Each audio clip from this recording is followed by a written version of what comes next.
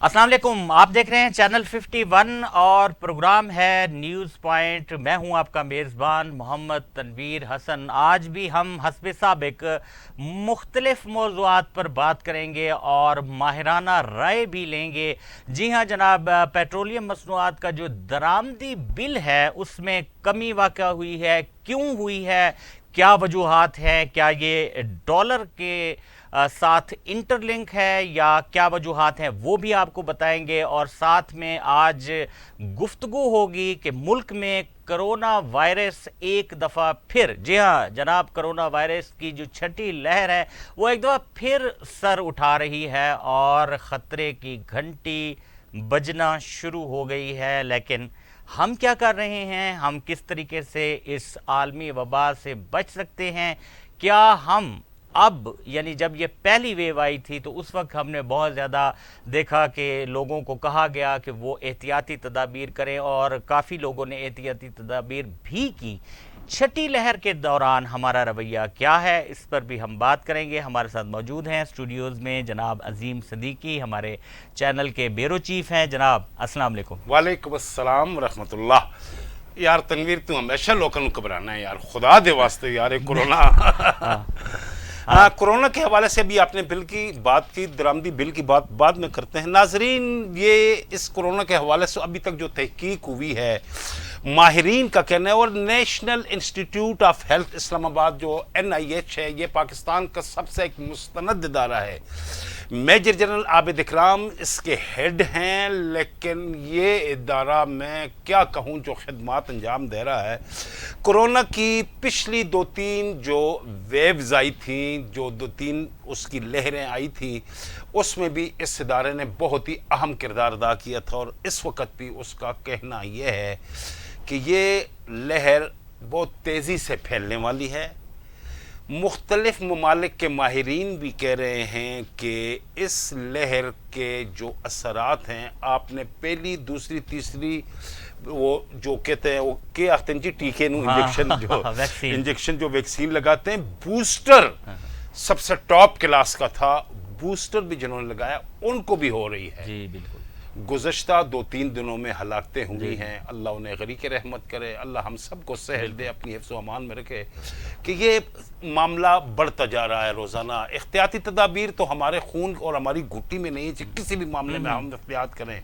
Driving के दौरान यार तनवीर भाई, हाँ आप नहीं। देखें मोटरसाइकिल वाले देखें सड़क के दरमियान चल रहे हैं, जिग जैग चल रहे हैं, उन्हें एहसास ही नहीं है कि हमारे वालदेन का क्या, हमारे बीवी बच्चों का, हमारे बहन भाइयों का क्या हशर होगा।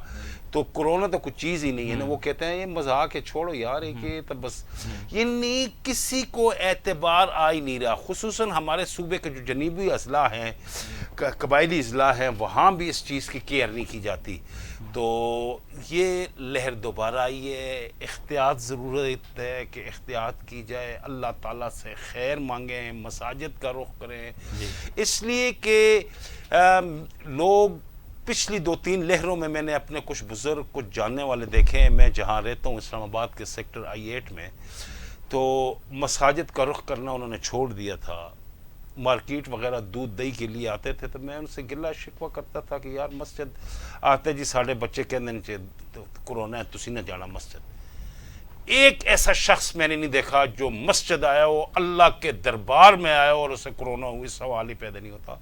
लोगों को चाहिए कि अल्लाह को भी याद करें, खालिक कायनात को भी याद करें। हम यहाँ बैठ के लोगों से रिक्वेस्ट कर रहे हैं, दरख्वास्त कर रहे हैं कि खुदा के लिए कोई नमाज रोज़ा करें, अल्लाह से खैर मांगें। जब अल्लाह से गुमान अच्छा रखोगे, खैर मांगोगे, तो खैर भी होगी। कोरोना की आपने बिल की, दरामदी बिल के हवाले से तनवीर भाई आपने सवाल किया। नाजरीन को ये मैं बताता चलूँ कि इसको कहते हैं इम्पोर्ट बिल। इम्पोर्ट बिल का मकसद ये है कि बाहर से जो दरामदात हो रही हैं, उसके एवज़ जो LCs खुलती हैं, जो पैसे आप दे के चीज़ ख़रीदते हैं, तो उसको आप दरामदी बिल कहते हैं।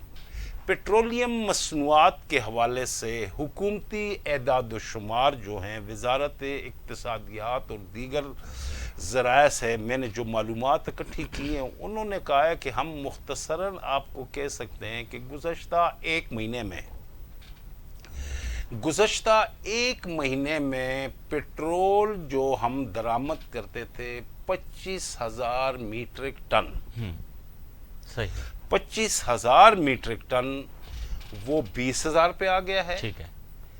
डीजल जो ट्रकों वगैरह में इस्तेमाल होता है वो 20,000 से 15,000 मीट्रिक टन पे आ गया है।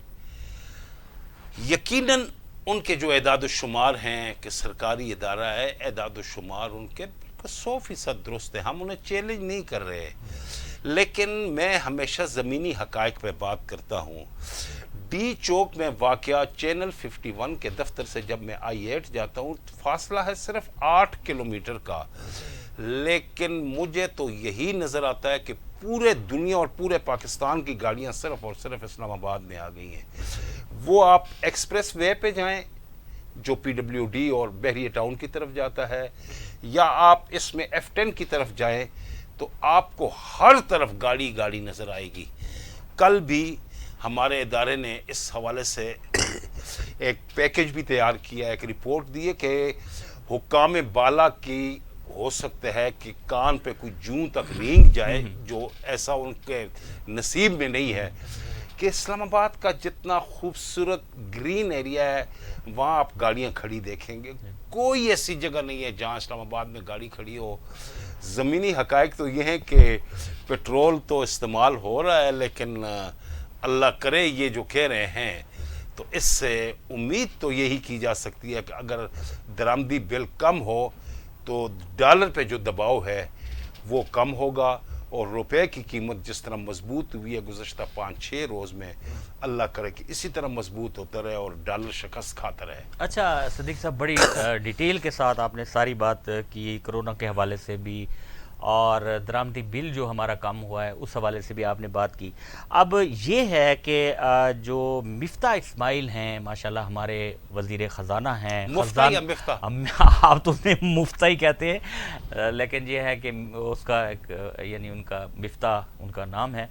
अच्छा ये है कि वो मुसलसल ये कह रहे हैं कि जनाब हमें मुश्किल फ़ैसले करने पड़ेंगे, बिल्कुल सही कहा है। और ये भी कहा जा रहा है, आशिक रशीद साहब ने भी एक बयान दिया है कि जुलाई के महीने में वो तो गैर संजीदा आदमी उसका जिक्र नहीं करे, मकसद होंगी तो महंगी होगी। अच्छा मिफ्ता इस्माइल की बात कर रहे थे, तो मिफ्ता इस्माइल ने ये कहा कि जनाब जुलाई में जो है वो मुश्किल फ़ैसले और भी करने पड़ सकते हैं। तो इसमें यह है कि जो इस वक्त तक हुकूमत ने मुश्किल फ़ैसले किए हैं उसमें वो उनकी तरफ से ये आ रही है कि जनाब हमने गरीबों पर टैक्स नहीं लगाया, और वो हम बात कर चुके हैं पहले प्रोग्राम में, सुपर टैक्स हमने लगाया था बड़ी सनतों पे।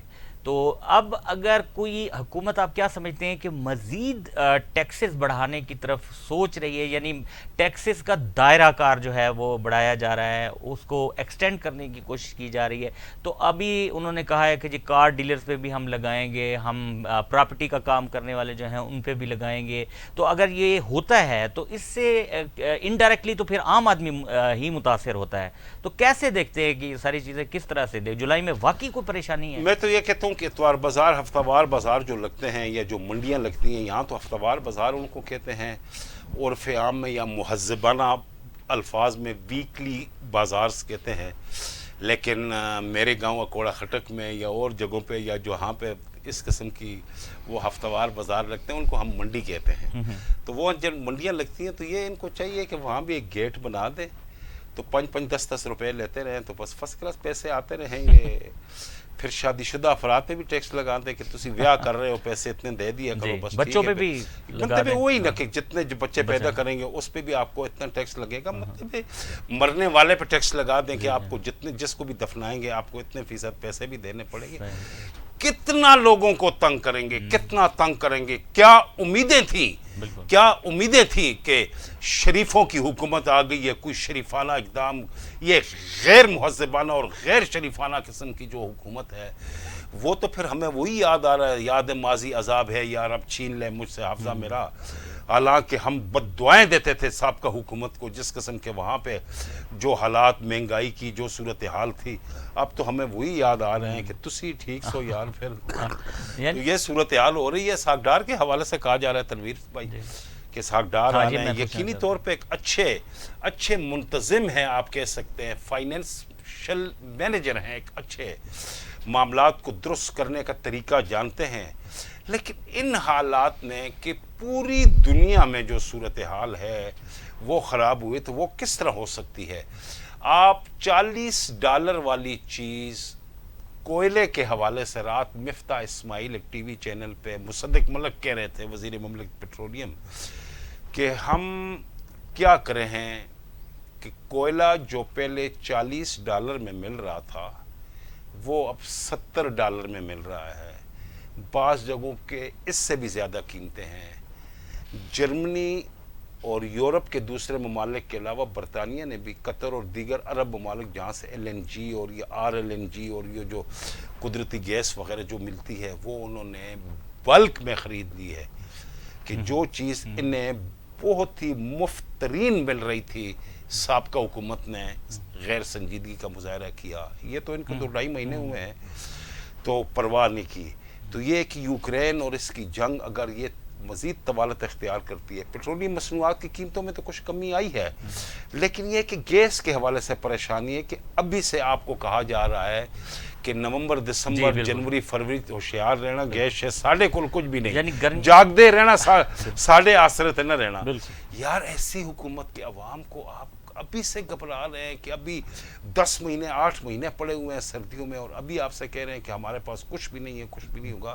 تو یہ کہ خیر کی دعا کریں اور اللہ سے خیر. بالکل بالکل صدیقی صاحب, بالکل آپ نے ٹھیک بات کی کہ جناب بات یہ ہے کہ گیس جو ہے اس کی قلت کے حوالے سے باتیں ہو رہی ہیں, اور ابھی جو سردیاں ہیں وہ شروع نہیں ہوئی ہیں, اور ابھی سے یہ کہا جا رہا ہے کہ جناب جب سردیاں ہوں گی, ویسے بھی ہمارے پاس سردیوں میں گیس نہیں ہوتی, بہت سارے علاقے ایسے ہیں کہ وہ متبادل جو ایندھن ہے اس پر ہی انحصار کرتے ہیں. تو صورتحال جو ہے ہم اکثر ہی اپنے پروگرام میں کہتے ہیں کہ ایسا لگتا ہے کہ حکومت جو ہے اس کی گرفت بہت کمزور, بہت ڈھیلی پڑ چکی ہے, اور وہ چیزوں کو وہ کہتے ہیں نا کہ کسی کو اگر کچھ سمجھ نہ آ رہا ہو تو وہ پھر اپنے آپ کو حالات کے حوالے کر دیتا ہے, یعنی جس طریقے سے حالات چلیں گے یا حالات اسے لے کر جائیں گے تو وہ چلتا جائے گا, لیکن ایسا نہیں ہونا چاہیے. تو اسی کے ساتھ ہی اپنے میزبان محمد تنویر حسن کو آج کا پروگرام ختم کرنے کی اجازت دیجیے, اور آخر میں آپ سے وہی گزارش جو آپ سے ہم ہمیشہ کرتے ہیں کہ جناب ہماری ویڈیوز کو زیادہ سے زیادہ اپنے دوستوں میں شیئر کیا کریں, لائک کیا کریں, اور اگر ابھی تک آپ نے ہمارے چینل کو سبسکرائب نہیں کیا